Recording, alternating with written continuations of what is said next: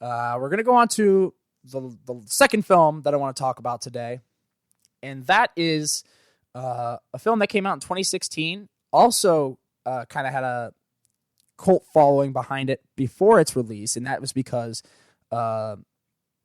this film was based off of a short film. And this film's called Lights Out. It came out in 2016. It's written by Eric Heiserer, and I don't even know if that's how you say that.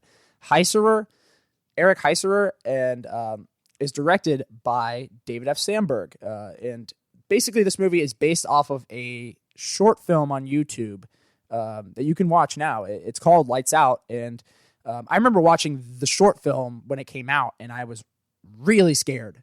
And I was like, I am not watching that movie. No way. You're not going to get me in that theater. So I didn't see it. And I missed this one. And I never saw this movie. And actually a good friend of the show, Caleb Weinberger, shout out to you, Caleb. He recommended this to me when I posted it on Instagram and Twitter with recommendations. And by the way, give me your recommendations for more films to watch throughout October, because I'm going to be doing more of these leading up to Halloween. But yeah, he recommended this movie to me. And so I went and checked it out, and I liked this one. I definitely liked this more than Human Centipede, I will say. I do think this one has a lot better of a story, more character, more substance than that one. However, I don't think this is as scary as that, if I'm being completely honest. I thought Human Centipede was scarier than this movie. This movie didn't scare me, and that's, I guess, my biggest complaint with it. And I guess fear is objective. I mean, fear is subjective, not objective. Fear is subjective, so I can understand how some people could find this movie scary. But I do think this is a well-made horror movie. It's well-directed, it's well done, and that's probably my biggest praise of it is David F. Sandberg. I thought Sandberg did a great job with this movie, especially for making this off of a short film on YouTube that was 2.5 minutes long and made on probably $0 budget. Like, the fact that you can, in 2020, you can turn, or 2016 in this case, you can turn a short film on YouTube into a feature-length film. That in and of itself is an amazing accomplishment. So shout out to you, David F. Sandberg, because I think he did a really good job with helming a full-length horror movie based off of something he did as a short film for basically no money. And this movie had a very low budget as well. You know, these horror movies, the reason that there's so many of them is because they are made on such a cheap budget and they make so much money. This movie was a $4.9 million budget. So a little bit under $5 million, and it made opening weekend, made 4 times the budget. It made $21.6 million its opening weekend. So, wow. Like, the fact that it made 4 times its budget in one weekend just shows you why they're going to continue to keep making these movies.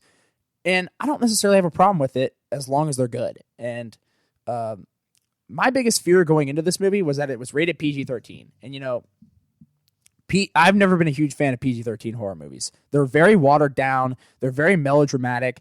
And a lot of the time they're centered around teenagers that are so poorly written that they're just morons.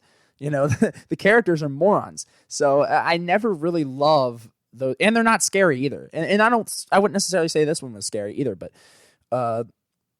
you know, what I look for is in these kind of movies is, why should I care about anything that happens to these people? And I think this movie does do a better job of that than most horror movies do, in the sense that, like, you do get a family dynamic. You know, you get the mother and the daughter, and then you have the younger son, and they kind of have this weird, you know, dynamic where they all kind of have this history, and the mother has this supernatural presence that's destroying the family, you know, family structure. So basically, you know, this movie carries a lot of the tropes that we see in horror. It's got a lot of the stereotypes. You know, you got the girl, you know, who's you got the teenage, you know, 20-year-old something girl with her boyfriend that's just kind of there, and then, you know, you got her who has this, you know, at odds with her mother, you know, that angsty drama, and then you have the mother-son relationship where the son just sees all this creepy stuff, and then you know, he kind of gets dragged into this supernatural thing, and it did feel kind of generic for the first half of this movie, but I think it picks up towards the second and third act, and I think this movie gets pretty good towards the end. And like I said, Sandberg does a good job of building some suspense, some definitely makes you feel kind of antsy as you're watching it. But like I said, this movie didn't really scare me. The monster isn't scary at all.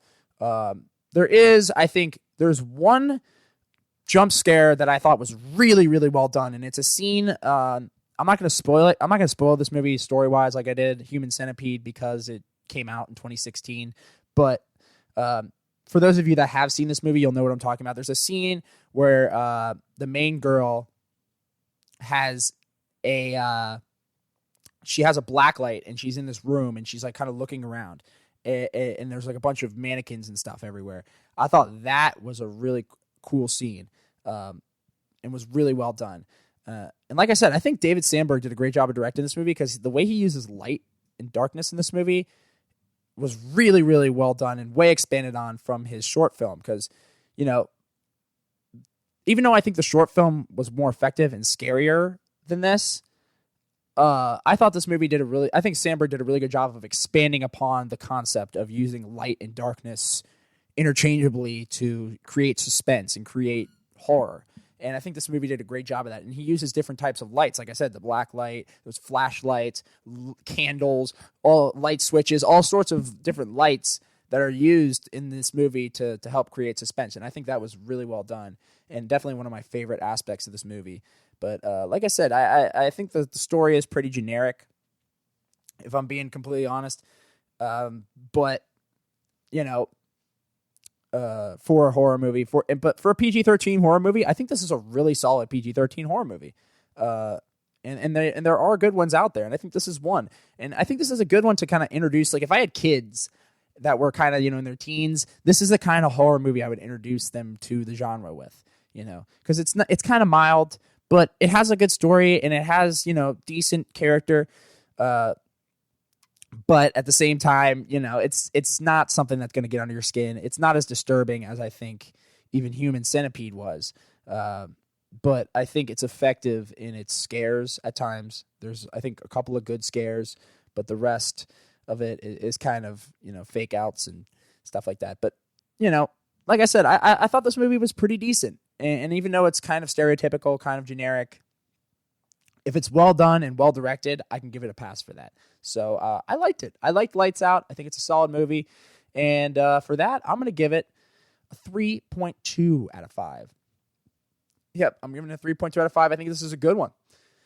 So check it out if you got time. And it's shorter than Human Centipede, actually. It's only an hour and 20 minutes. So it's a very, very quick and easy watch. So for that, I that always gets points. If you can do things shorter and more concise and still make it effective, that's bonus points. So that's why I'm giving it a 3.2. I think this is a pretty solid horror film. And David F. Sandberg went on to do some other stuff. He did Shazam, actually, which is a movie that was way better than I thought it was going to be in 2019. I actually really enjoyed it a lot more than I thought I was going to. That movie could have been a disaster, and the fact that it was actually kind of good. Shout out to you, David F. Sandberg. He's actually a pretty solid director, and I thought this was a good movie too. So